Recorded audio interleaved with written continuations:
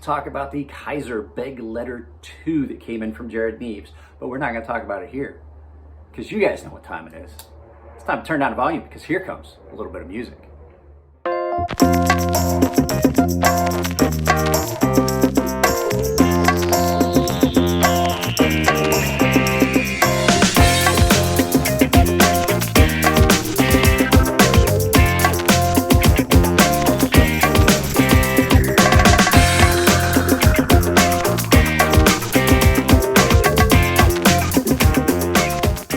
See, I've been fighting with internet. I could not get YouTube to come up so that I could play it on the background here. So we're just gonna do it like this, but I am gonna tell you there's some stuff I'm gonna talk about in the outro that I'm thankful for, and I'm gonna tag some channels in this that I'm thankful for, you know, people that have helped out that I'm thankful for. So yeah, this is the Kizer Begleiter 2. This came in from Jared over at Neves Knives. I said before, I owned one of these.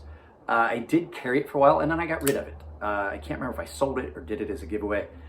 It's a nice little knife, but it's just not, for as nice as it is, it's just, for me, not something to write home about. It's great for what it is, and it's just one of those, it's another one of those knives that I just wouldn't buy. I would recommend it, like, if this is something that's up your alley, definitely recommend it. Quality, everything is there. It's done fairly well. So, yeah, let's go ahead, turn this around and take a closer look at the Kizer Begleiter 2. All right, guys, let's go ahead and take a look at this. We'll get some specs out of the way first. So just to get the specs out, you're looking at a 3.43 inch drop point blade done in N690. It's a flat grind. It's black coated. I would imagine it's a PVD coating of some sorts. I'm not 100% sure. I did not see that on the specs. So you're looking at blade stock thickness of 0.118. Let's go ahead and take a look at that first so we can put the calipers away. So you're looking at 0.1135, 1145. Let's get back behind the pit. Yeah, 115.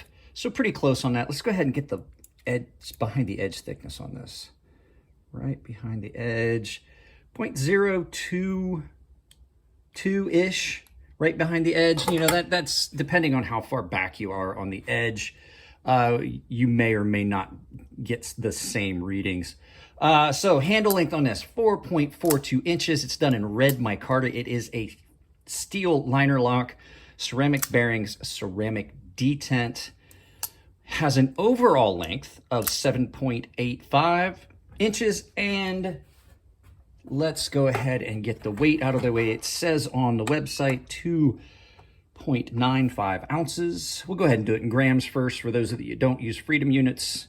85 grams in ounces, probably going to come right in at about 3. Yep, exactly 3 ounces. That's what I was thinking. So there's all those specs out of the way. Let's move this stuff and actually talk about them. All right. So I was gonna do a lot of testing on this knife, but it really is so similar to the Begleiter Gen 1 that I had that basically I was able to do some small tasks and things like that and get a good feel for it. There's not a lot of differences between this knife visually, but the action, the thumb studs are a little bit better. Everything about this is a little bit better. The edge on that this N690 took, they obviously did a pretty good job heat treating their steel.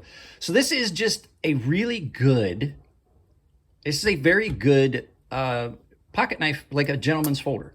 You've got the red micarta, you got the copper or brass, I don't remember which, pivot collar. I didn't see that on the website. The only place I really found this version of it was Mojave Outdoor. That's the only one I found that had this version. So I had to base it off some stuff. Only a couple little things I don't like about the knife. It's the same thing I had with the original Begleiter. The handle is a little thin here. It's a great little knife, but it is a little thin there. This kind of like a drop point or clip point is done really well, and it's not focusing again. There we go. We're having no problems again. But once again, this is a budget knife. You're not going to be able to compare this to, say, you know, a high-end knife. But I will say that the action on these, they're using... Sorry about that, guys. I keep having issues with the camera. What I was saying is this does run on ceramic bearings. It runs great. There's only a couple, like I said, small things.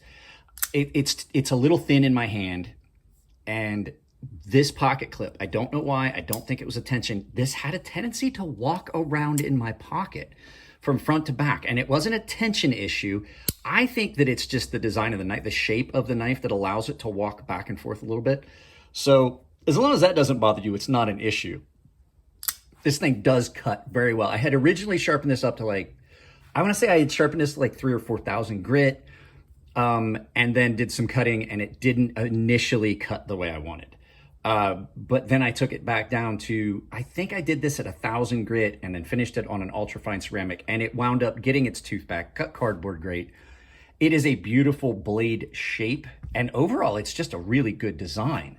I like the fact that they have definitely given you ample room here to get in and disengage the liner lock. And lockup on it is good. There's no play. There's no blade play. Nice and solid. Having it all blacked out with that red, that's a really good look with the red micarta and the black. This, however, is a knife that is not as thin as a couple of the others that I've had recently. And I think I've been spoiled because that Grazioso that I have and a couple of the others are just so thin and slicey that this just doesn't feel, there's a little more friction with this than what I was expecting. But the Azo Designs, this is an in-house design for Kizer. So, you know, it just depends. And I know there's some controversy, like Jim Skelton and I were talking about it last night. There is some controversy about Kizer. While I agree, and a lot of times I'm going to side with Jim on that, I have to take the knives at a case by case, especially I'm reviewing knives that come in. I didn't buy this the only times I have them. So, you know, there's some controversy about that. I do understand that. But as far as the knife just on its own merits, it is a good knife. It's not great. It's not perfect. Does have reversible pocket clip. The thing that bothers me the most about this knife is the pocket clip wiggle. So, I mean, it's just, I get it, pocket clips move, but I've had a lot of other knives that have pocket clips that they don't move. And people are like, oh, it's because it's thin and stuff like that. Even on this one wiggles, but look how much thinner it is than that. This, I really don't like the idea of that wiggle. This is just a really thin pocket clip. I don't feel it move though when I use it. So, yeah. If you're looking for a knife, these are $69 or were $69 on Mojave Outdoor. Like I said, that's the only place I found this configuration online. I know that they have them at Blade HQ for like $59 for G10 and stuff like that. I think this was kind of a special edition. That's a beautiful handle scale right there. It really is. I like that look, especially with the copper pivot or brass pivot collar. So yeah, guys, that's pretty much it on this one. Not a lot to say. I had already done a review, like I said, of the Gen 1 Begleiter. I do not regret letting it go. And it's not like I'm gonna say, oh, I regret the fact I didn't get one of the new ones. I like it, but just not enough that, you know, I would add it to my collection. So last thing I want to do, let's do some size comparisons. So you already saw I have my Ferrum Forge Gent out, which is a real comparable knife. I actually like this. This one fits my hand a good bit better than the Begleiter. Great knife, just not quite as good as my Gent in my opinion for me. Here's a knife that a lot of people should know. This is more similar in size, so you're looking at something that's in about the same size range as a Benchmade 940. And of course, so that everybody knows what a Sebenza looks like, just a little bit under the size of a Sebenza. I do like I said, I like that black, copper, and red. It gives it a really good contrast. But it's just not, it's just not something that I would go out and buy for me because I have so many other similar knives. Like I said, this one feels a little bit better in hand for me than this one. And after I carried this for a little bit, I remember why I got rid of my Begleiter. It was one of those things where I was like, it's just, I got so many other knives that just fit what I want better than this. So nothing against the knife, just not a knife that I would purchase. Let's go ahead and flip this around and do some final thoughts. So yeah, there you go, Kizer Begleiter 2. It's a good little knife. I'm not as excited about this as I am other knives, and it's because I already owned one, so there's that. And even when I owned it, they changed enough stuff that it made it better, but not enough that if I owned one of these, I probably would still get rid of it because I just wouldn't carry it. I have so many other knives that do what I want out of this better than this does for me personally. So you can take that as you wish. That's just my opinions. So guys, I wanted to say, since it's Thanksgiving, you guys know that I tag channels in it. I wanted to say thanks to everyone that's helped out with the channel. I wanted to say thanks to anyone that's been a guest. So Jim Scout, Nick Shabazz, Elliot, everybody that's been guests on the live shows. There's more people out there. Aaron, Frederick, the guys from Knife Nuts, Levon and Jake, all of that. But I definitely wanted to send out a thank you to you guys. You guys that are the subscribers, you guys that are hitting the like button, you guys that are paying members. I can't tell you how much I'm thankful for all you guys that would listen to me just bullshit about a knife. I don't like to curse in the recorded videos very often, but on this one, yeah, I just bullshit about knives. And you guys sit around and watch, and you donate money and things like that. This is the kindest group of people you could want to come across in any community anywhere. So that's what I'm thankful for on this Thanksgiving here at CrazySharp. Guys, if you like them, give them a thumbs up. If you don't like them, give them a thumbs down. Wow.